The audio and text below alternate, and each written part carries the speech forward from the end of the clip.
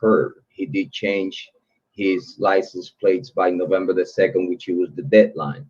So that means that the vehicle would have two license plates. The other thing that confirmed that, it was when the car was stopped in Indianapolis, in Indiana, the vehicle had Washington plates. So that means it had front and back license plates. Yeah, well, while they were watching him, they have in the PCA where he renewed his plates, and it was after November. On the night of November the 13th, he hadn't renewed his plates yet. They have that in the PCA afterwards. Okay. I can't remember exactly where, but I remember reading it. So on that night in question, he did have one license plate. Yeah, because it was November the 2nd, I think the deadline, right? And I don't think he would have just like drive with expired license plate, which increased the possibility of getting stopped with transfer DNA if that was the case. You know, I mean, again, a lot of people make this guy be not very smart.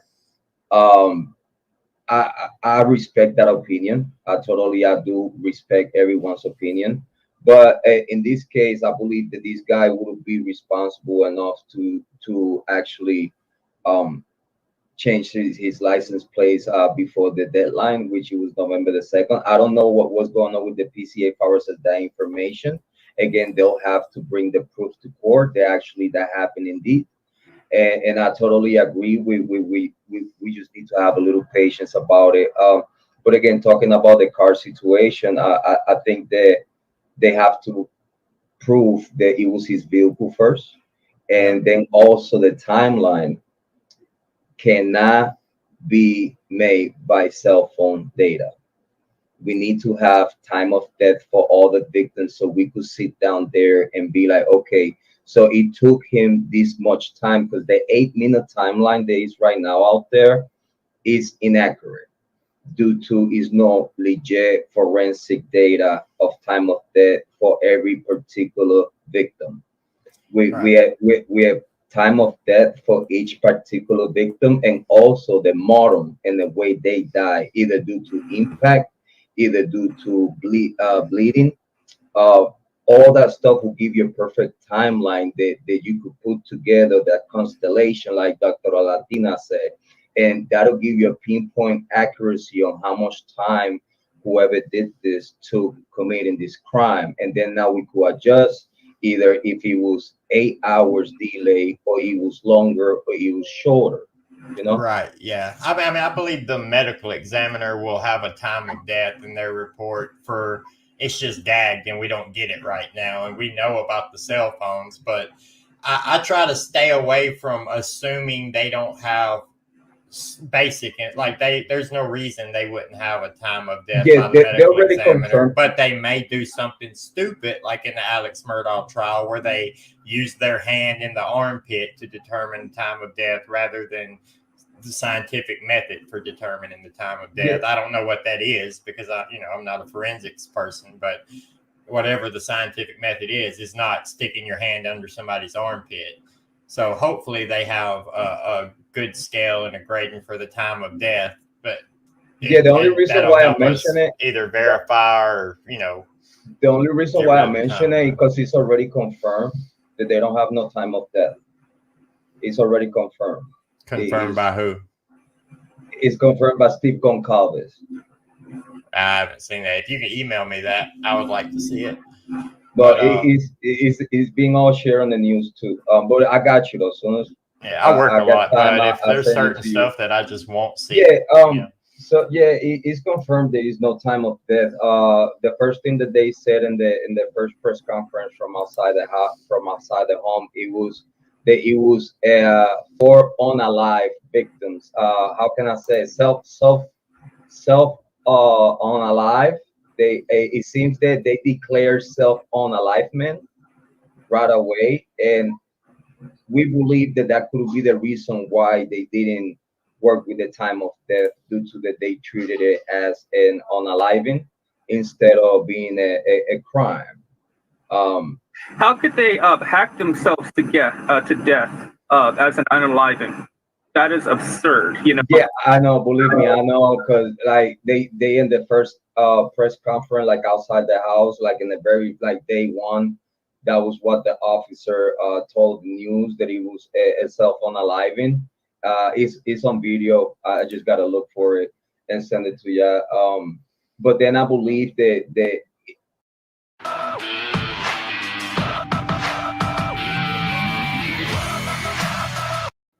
the mentality and the psyche behind the whole processing of the crime scene, it was not accurate. Because again, if you are a seasoned veteran within forensics, as soon as you enter the home and see the crime scene, you know automatically this is a death penalty for whoever did this. So you have to treat this forensic situation accordingly to a future death penalty case due to this massacre, so gruesome, and in the way it was. You know what I mean? Again, Well, go ahead, bro. this being their biggest case in 7 years, perhaps several of them are new, and I don't know, maybe I'm kind of joking in a way, but like Super Troopers, not necessarily, never really had to take something like this serious. So taken by surprise, taken off guard, definitely not prepared. Nobody in that area seems to have been prepared. And how could you be? I mean, it's a small town. It's like what we were talking about yesterday. Pullman and Moscow are like their own little state or community across the state line. It's like their own world right there, and they've never had to deal with this. So, Yes. Yes. Thank you, Lady P, for becoming a member. I really do appreciate it. Anybody else who wants to support the channel, become a member. I'm sure one of the mods will throw a link down in the description. Also, if you'd like to do a super chat or super thanks or something, that's welcome, but it's not required. We're monetized on YouTube, so we get paid on YouTube.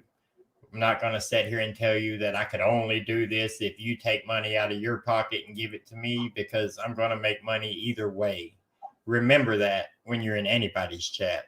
Now, you can make a lot more with a bunch of super chats, but you make money. There's a lot of ways to monetize YouTube.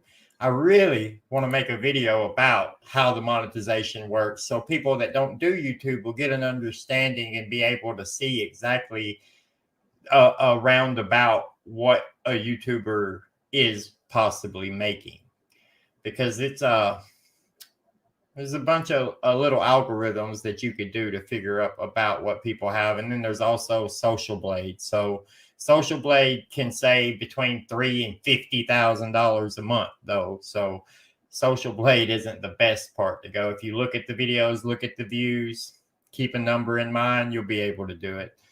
But just wanted to throw that out there. Regarding the phones, using those for tracking, I don't understand how that their logic there in any way, shape, or form. Because okay, so we noticed that Kiely and Maddie's did stop at 2:50 or whatever, a certain time, and Kiely and Maddie's phone stopped. Yeah, their activity. Oh yeah, where they stopped calling John or Jack. I guess that's what it is. Yeah.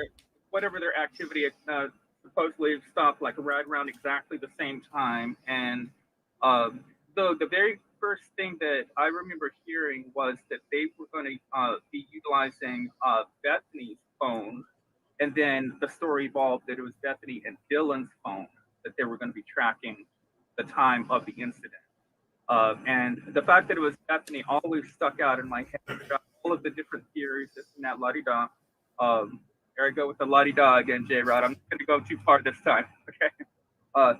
So because Bethany's phone was mentioned, it stuck out in my head. And how could we utilize her phone?